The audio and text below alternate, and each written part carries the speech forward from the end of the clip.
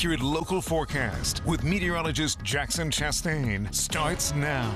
I don't know, Jackson, if it's actually not as cool as it was yesterday, but it sure feels better because it's not as windy as it was. Yeah, that's the key right there. The wind makes things so much colder outside. Yesterday was blustery. We had winds 10 to 20 miles per hour at times. Now, really not so much, and I think that is the key to your comfort heading into the afternoon. Now, the afternoon high will not be as warm as we reached yesterday. Now, the current temperature about 53 degrees here in Lebanon right now. If you take a look at our satellite and radar, you can see there are some showers kind of off to our north and to the west trying to reach into the mid-state with that northwest flow, but there just isn't a lot of moisture. And you saw that when we looked at our current conditions. In terms of temperatures at the moment, we're sitting at about 55 degrees in York, 52 in Chambersburg, and 59 in Lebanon. So not particularly warm at all. And further to the west, it is even chillier than that. Our high for yesterday, 66 degrees.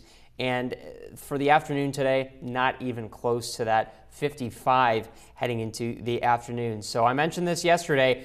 These days, these coming days are going to be very, very cold, both during the daytime and at night. Now, you are seeing higher pressure start to move in on the backside. That will allow more sunshine to occur, and that will allow warming to really take shape heading into the latter half of this week. But for now, still continuing to deal with this chilly air mass that has moved in the aftermath of Sunday's front. Now, for the rest of your week, really not going to see anything in terms of rain. This model is showing showers. I think it's overdoing it. It's not taking into account the fact that there is just no moisture here really to work with. And so we're going to stay rain-free over the next several days. You'd be very, very lucky if you got to see a drop of rain at all. And then Thursday is when we really clear out. You start to see that sunshine take shape in full force. Of course, winds are going to be a little bit of an issue starting on Wednesday because we aren't quite done with that yet, picking up to about 10-15 miles per hour during the afternoon, and that will be something where maybe add on that extra layer. But notice, dies down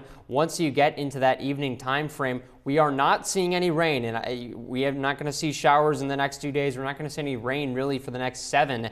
And it is just completely dry here. There's no big movers. We don't have the moisture necessary. It is not a good situation if you're wanting some rain, because I know some places are dealing with drought still.